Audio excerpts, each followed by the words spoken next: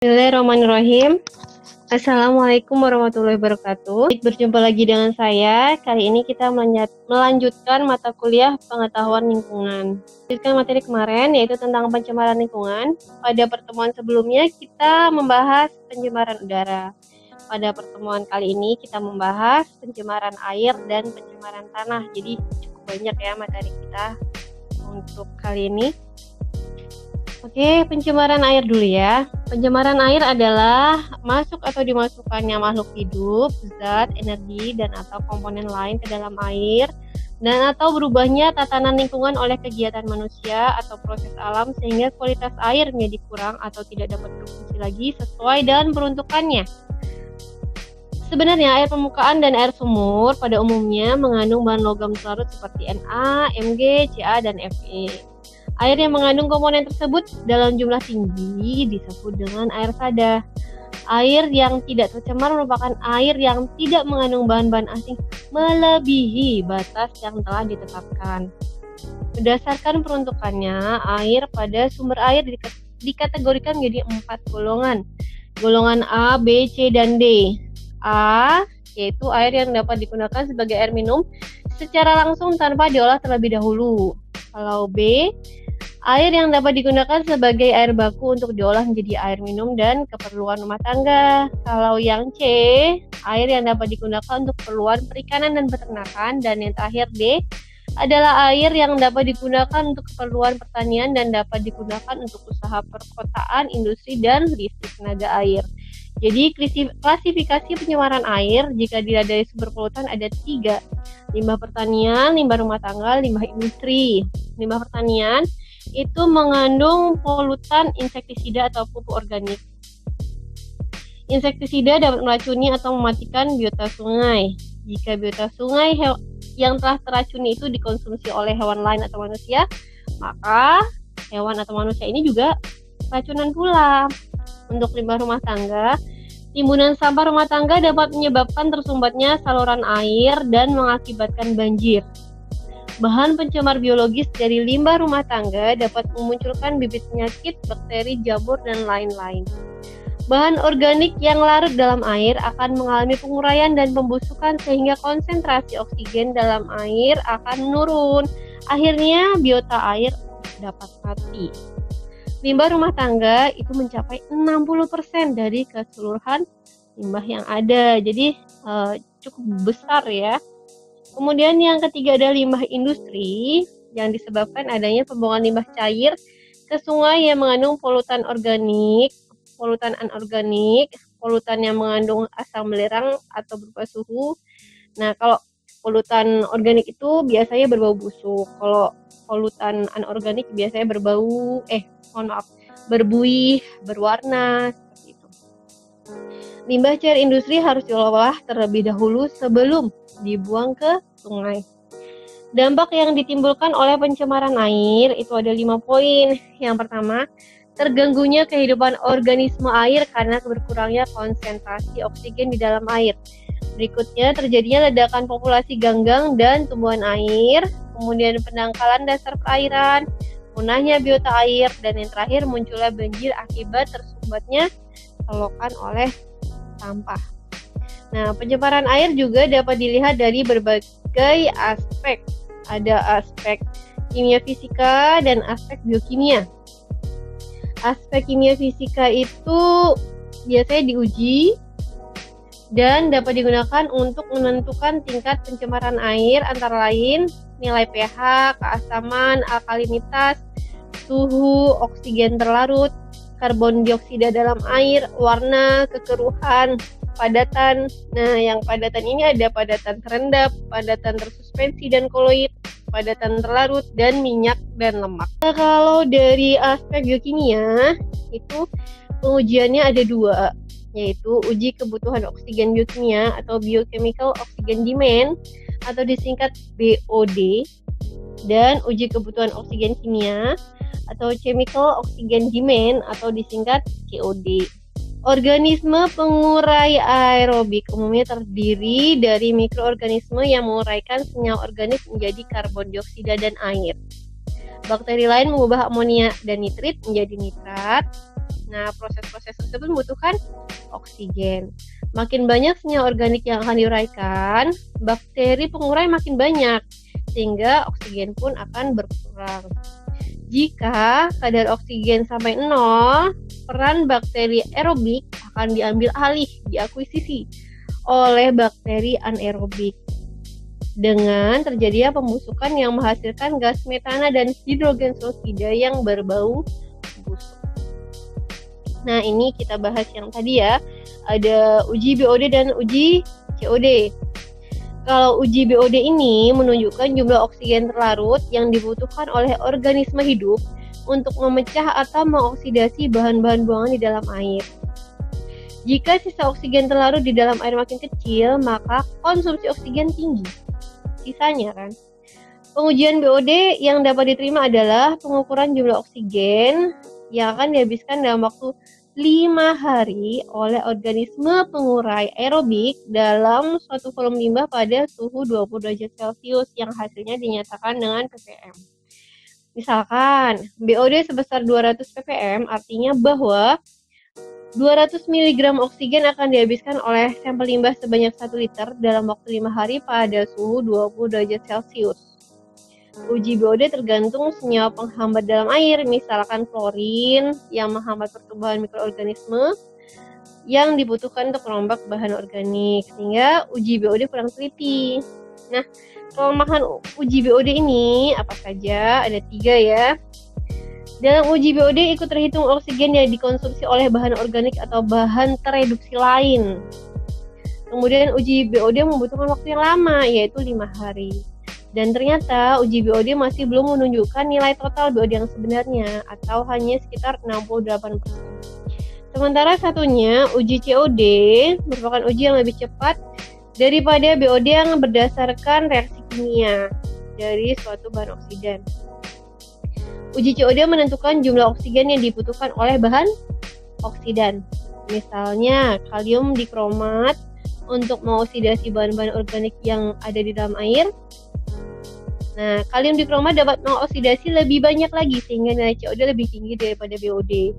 Bahan-bahan yang stabil terhadap reaksi biologi dan mikroorganisme dapat ikut teroksidasi dalam uji COD. Sebanyak 96% dari uji COD yang dilakukan selama 10 menit setara dengan uji BOD selama 5 hari. Nah, ini adalah karakteristik limbah. Jadi bisa dilihat dari fisika, kimia organik, anorganik, biologi. Ini sumber-sumber limbahnya ya. Kalau fisika itu bisa dilihat dari warna, bau, padatan, suhu. Kalau kimia organik dilihat dari bahannya, misalnya karbohidrat, minyak dan lemak, pestisida, fenol. Nah, kalau anorganik itu misalkan alkali, klorida, logam berat, nitrogen, pH, fosfor, sulfur, bahan beracun. Nah, kalau biologi misalkan virus. Kita masuk ke sifat kimia fisika air. Jadi tadi kita sudah bahas sedikit ya. Jadi sifat kimia fisika air itu bisa dilihat dari 6 hal. Yang pertama nilai pH, keasaman dan alkalinitas. Yang kedua suhu, yang ketiga oksigen terlarut, yang keempat karbon dioksida dalam air, yang kelima warna dan kekeruhan, dan yang terakhir adalah padatan. Nah, kita bahas satu-satu. Yang pertama adalah nilai pH, keasaman, dan alkalinitas. Nilai pH yang normal berada di antara 6 sampai 8. Air pegunungan memiliki nilai pH yang tinggi, lalu pH air akan menurun menuju asam karena pertambahan bahan organik yang membebaskan CO2 ketika terurai. Air limbah industri, bahan anorganik, umumnya mengandung asam mineral dengan jumlah tinggi sehingga keasamannya pun tinggi atau pH-nya rendah. Keasaman itu apa? Keasaman adalah kemampuan untuk menetralkan basa. Keasaman dibedakan jadi keasaman bebas dan keasaman total. Keasaman bebas disebabkan oleh keasaman kuat seperti asam klorida dan asam sulfat. Keasaman bebas itu dapat menurunkan pH. Keasaman total terdiri dari keasaman bebas ditambah dengan keasaman karena asam lemah. Asam lemah dapat memiliki keasaman yang tinggi yang berpotensi melepaskan hidrogen. Kemudian bagaimana dengan alkalinitas? Alkalinitas berkaitan dengan kesadaran air. Ion kalsium atau Ca dan magnesium atau Mg dalam air akan menyebabkan kesadahan air. Air dengan kesadahan tinggi dapat merugikan karena menimbulkan korosi pada alat berbahan besi, menyebabkan sabun kurang berbusa, serta menimbulkan endapan atau kerak dalam wadah pengolahan. Kesadahan dapat bersifat sementara atau permanen. Kesadahan sementara disebabkan oleh garam karbonat dan bikarbonat. Garam karbonat itu ion CO3 ya. Kalau bikarbonat ion HCO3. Dari kalsium Ca dan magnesium Mg, garam karbonat merupakan garam yang tidak larut. Sedangkan garam bikarbonat merupakan garam yang larut. Kesadahan sementara dapat dihilangkan dengan pemanasan yang akan membentuk garam kalsium karbonat yang tidak larut dan mengendap sehingga endapannya dapat mudah dihilangkan. Kesadahan tetap disebabkan oleh garam klorida dan sulfat dari kalsium dan magnesium. Kemudian berikutnya adalah suhu. Air sering digunakan sebagai media pendinginan dalam berbagai proses industri yang menyerap panas. Air buangan dapat memiliki suhu yang lebih tinggi daripada asalnya. Kenaikan suhu air di sungai akan mengakibatkan menurunnya jumlah oksigen terlarut dalam air, meningkatkan kecepatan reaksi kimia, serta mengganggunya kehidupan ikan dan hewan air lain, bahkan dapat mati. Kemudian yang ketiga adalah oksigen terlarut. Oksigen adalah gas yang tidak berbau, tidak berasa, dan hanya sedikit larut di dalam air. Makhluk hidup di dalam air bergantung pada oksigen yang terlarut. Kadar oksigen yang terlarut dapat dijadikan ukuran untuk menentukan kualitas air. Kehidupan di air dapat bertahan jika terdapat oksigen terlarut minimal sebanyak 5 ppm atau part per million atau 5 mg oksigen untuk setiap liter air. Kemudian ada karbon dioksida dalam air. Kepekatan oksigen terlarut dalam air bergantung dari kepekatan karbon dioksida di dalam air. Karbon dioksida dari udara selalu bertukar dengan yang di air jika air dan udara bersentuhan. Pada air yang tenang, proses pertukaran sedikit lambat. Proses yang terjadi adalah difusi. Jika air bergelombang, maka pertukaran jadi lebih cepat. Karbon dioksida juga dapat terbawa melalui air hujan. Kandungan CO2 dan H2CO3 dalam larutan disebut karbon dioksida bebas yang bersifat asam dan dapat membentuk garam asam. Air tanah biasanya mengandung berbagai garam karbonat dan karbon dioksida bebas yang mengandung kurang dari 10 ppm. Air dengan 25 ppm karbon dioksida dapat membahayakan makhluk hidup. Kemudian yang kelima adalah warna dan kekeruhan. Air dapat memiliki berbagai warna, misalnya kuning kecoklatan karena mengandung lumpur, coklat kemerahan karena mengandung besi atau Fe, kemudian dan lain-lainnya. Warna air yang tidak normal biasanya menjadi indikasi terjadinya pencemaran air. Warna air dibedakan menjadi warna sejati dan warna semu. Warna sejati diakibatkan oleh bahan terlarut. Kekeruhan menunjukkan sifat optis air yang mengakibatkan pembiasan cahaya ke dalam air. Kekeruhan membatasi cahaya yang masuk ke dalam air karena adanya bahan lain. Semakin keruh air, semakin tinggi daya hantar listrik, dan semakin banyak pula padatan. Oke, kita bahas padatan. Padatan itu ada macam-macam ya. Ada padatan terendah, padatan tersuspensi, padatan terlarut, minyak dan lemak. Kita bahas satu-satu. Padatan terendah merupakan padatan yang dapat langsung mengendap jika air tidak terganggu dalam beberapa saat. Partikel padatan memiliki ukuran besar dan berat, sehingga dapat mengendap karena adanya gravitasi. Padatan terendah biasanya terdiri dari pasir dan lumpur. Padatan terendah dapat menyebabkan penyumbatan saluran air, mengurangi penetrasi sinar matahari ke dalam air, dan menyebabkan kekeruhan air. Kemudian yang kedua adalah padatan tersuspensi dan koloid ya. Padatan tersuspensi merupakan padatan yang menyebabkan kekeruhan air, tidak terlarut, dan tidak langsung mengendap. Partikel tersebut memiliki ukuran yang ukuran dan beratnya yang lebih kecil daripada sedimen atau padatan yang sebelumnya ya.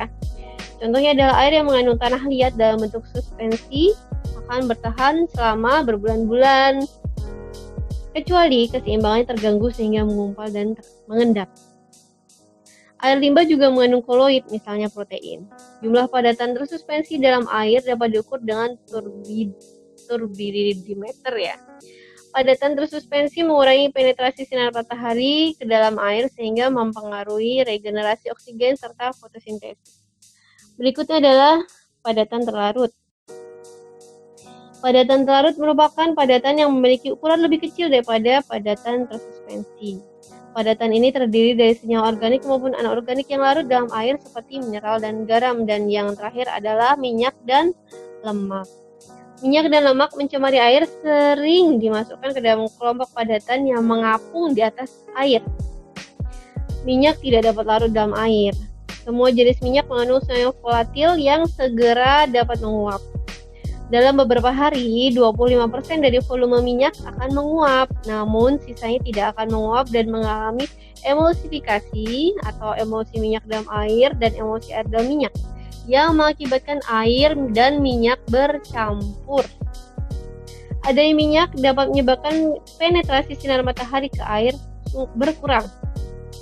Konsentrasi oksigen menurun karena terhambat minyak dan mengganggu kehidupan makhluk hidup.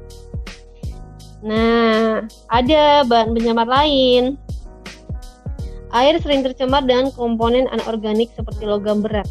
Logam berat yang sering mencemari lingkungan terutama merkuri atau Hg, timbal atau Pb, arsenik atau As, kadmium atau Dc, Cd ya, Cd, kemudian kromium atau Cr, dan nikel atau Ni. Logam-logam tersebut dapat mengumpul dan tetap tinggal di dalam tubuh organisme dalam jangka waktu lama sebagai racun yang terakumulasi. Dua macam logam berat yang sering mengkontaminasi air adalah merkuri dan timbal. Dibahas sedikit ya, merkuri dan timbalnya sedikit saja kok. Merkuri merupakan elemen alami yang sering digunakan untuk kimia dan industri. Merkuri merupakan logam yang berwujud cair sampai dengan 393 derajat Celcius dan memiliki titik beku terendah yaitu minus 39 derajat Celcius. Jadi jangkauannya besar sekali ya. Memiliki volatilitas tertinggi di antara logam lain. Konduktor terbaik dari logam lain, dan kemudian banyak logam yang larut di dalam merkuri membentuk komponen yang disebut dengan amalgam. Merkuri kebanyakan diproduksi dari pembakaran merkuri sulfida atau HGS di udara. Merkuri dilepaskan sebagai uap kemudian terkondensasi. Alkil merkuri mengandung hidrokarbon alifatik dan merupakan merkuri yang paling beracun, seperti metal merkuri dan etil merkuri. Merkuri dapat mengkontaminasi ganggang, ikan, kerang, dan makhluk lain yang telah teraliri merkuri yang dibuang ke sungai atau biji-bijian yang diberi perlakuan dengan merkuri. Jadi yang suka makan kerang, hati-hati. Timbal banyak digunakan untuk berbagai keperluan karena timbal merupakan logam yang lunak dengan titik cair rendah sehingga mudah digunakan dengan teknik sederhana dan murah. Timbal biasa digunakan sebagai lapisan pelindung terhadap udara lembab. Densitas timbal lebih tinggi dibandingkan logam lain kecuali emas dan merkuri. Timbal dapat membentuk alloy dengan logam lain yang memiliki sifat berbeda dari timbal murni. Contoh penggunaan timbal antara lain baterai untuk mobil, amunisi, pelapis kabel, pipa, solder, bahan pewarna, dan lain-lain. Oke, kita masuk ke pencemaran tanah. Akhirnya ya, materi yang ketiga. Pencemaran udara sudah, pencemaran air sudah. Kita masuk ke pencemaran tanah. Definisi.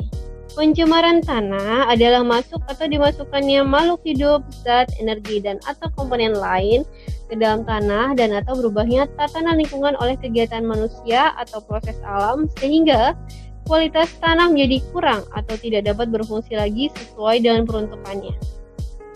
Kualitas tanah dapat berkurang karena erosi atau limbah yang mencemari tanah. Sumber. Menurut sumbernya, limbah padat dapat berasal dari sampah rumah tangga, industri maupun alami atau tumbuhan. Menurut jenisnya, sampah dibedakan menjadi sampah organik dan sampah anorganik. Sampah organik berasal dari sisa-sisa makhluk hidup, dapat dihancurkan dan dibusukkan oleh mikroorganisme di dalam tanah. Sementara sampah anorganik seperti plastik, logam, dan lainnya tidak dapat dihancurkan dan dapat menurunkan kualitas tanah. Air limbah yang dibuang ke tanah akan mencemari tanah dan masuk ke dalam tanah sebagai bahan kimia beracun. Penanggulangan. Terdapat beberapa cara ya untuk penanggulangan. Limbah domestik dalam skala besar memerlukan penanganan khusus agar tidak mencemari tanah. Misalnya, pemisahan sampah organik dan anorganik. Kemudian yang kedua adalah mengurangi penggunaan pupuk sintesis dan berbagai bahan kimia untuk pemberantasan hama. Dan yang ketiga adalah limbah industri perlu diolah terlebih dahulu sebelum dibuang. Oke, selain itu juga ada remediasi. Remediasi ada bioremediasi dan fitoremediasi. Remediasi itu apa? Yaitu kegiatan untuk membersihkan permukaan tanah yang tercemar. Jadi bukan perbaikan nilai ya dalam hal ini, tapi kegiatan membersihkan permukaan tanah yang tercemar. Ada dua, yaitu in situ dan ex situ. Kalau in situ, pembersihan di lokasi, lebih mudah, lebih murah, seperti itu. Tapi kalau ex situ, itu cukup rumit dan mahal ya. Jadi penggalian tanah yang tercemar dibawa ke daerah aman, kemudian dibersihkan dari zat pencemar. Cara pembersihannya bagaimana? Tanah tersebut disimpan di dalam bak atau tangki kedap, lalu zat pembersih dipompakan ke bak tersebut, lalu zat pencemar dipompa keluar dari bak dan diolah dengan instalasi pengolahan air limbah. Cukup rumit ya. Nah, bioremediasi itu apa? Bioremediasi adalah pembersihan pencemaran tanah menggunakan mikroorganisme, misalnya jamur, bakteri. Tujuannya apa? Memecah atau mendegradasi zat pencemar menjadi bahan yang kurang beracun atau tidak beracun. Jadi keluarannya adalah karbon dioksida dan air. Nah, kalau fitoremediasi yaitu teknologi pembersihan, penghilangan atau pengeluaran polutan berbahaya seperti logam berat, pestisida, senyawa organik beracun dalam tanah atau air menggunakan bantuan tanaman. Tanaman ini disebut dengan hiperakumulator plant. Ini adalah proses-proses fitoremediasi ya. Ada 6, phytoaccumulation, rhizofiltration, phytostabilization, rhizodegradation, phytovolatilization. Oke, kita bahas satu-satu. Phytoaccumulation. Awalnya tumbuhan menarik zat kontaminan sehingga terakumulasi di sekitar akar tumbuhan. Kalau rhizofiltration, proses absorpsi atau pengendapan zat kontaminan oleh akar untuk menempel pada akar. Kemudian yang ketiga, phytostabilization, penempelan zat-zat kontaminan tertentu pada akar yang tidak mungkin terserap ke dalam batang tumbuhan. Kemudian berikutnya adalah rhizodegradation, penguraian zat-zat kontaminan oleh aktivitas mikroba. Jadi ini dibantu mikroba. Kemudian phytodegradation. Phytodegradation ini penguraian zat kontaminan. Kemudian yang terakhir adalah phytovolatilization, yaitu transpirasi zat kontaminan oleh tumbuhan dalam bentuk yang telah menjadi larutan terurai sebagai bahan yang tidak berbahaya. Ini adalah contoh-contoh yang kita bisa lihat ya, bagaimana pencemarannya. Oke, sedikit tambahan tentang limbah B3. Limbah B3 adalah semua bahan atau senyawa baik pada cair maupun gas yang berpotensi merusak kesehatan manusia serta lingkungan akibat sifat-sifat fisik yang dimiliki senyawa tersebut. Karakteristik limbah B3 antara lain mudah meledak, mudah terbakar, reaktif, beracun, menyebabkan infeksi, dan bersifat korosif. Gitu. Nah, upaya mengurangi sampah, kita sering mendengar ya, reuse, recycle. Reuse, menggunakan kembali. Reduce, mengurangi penggunaan ya, sehingga sampahnya juga terkurangi. Kemudian recycle, mendaur ulang sampah. Nah, selain itu ada tambahan rebuying, membeli kembali ya, untuk bisa dimanfaatkan. Kemudian replanting itu menanam kembali. Baik, terima kasih. Kita sudah selesai pada materi tentang pencemaran lingkungan. Berikutnya, pada pertemuan berikutnya kita sudah ganti materi. Terima kasih. Alhamdulillah, materi pencemaran lingkungan selesai. Wassalamualaikum warahmatullahi wabarakatuh.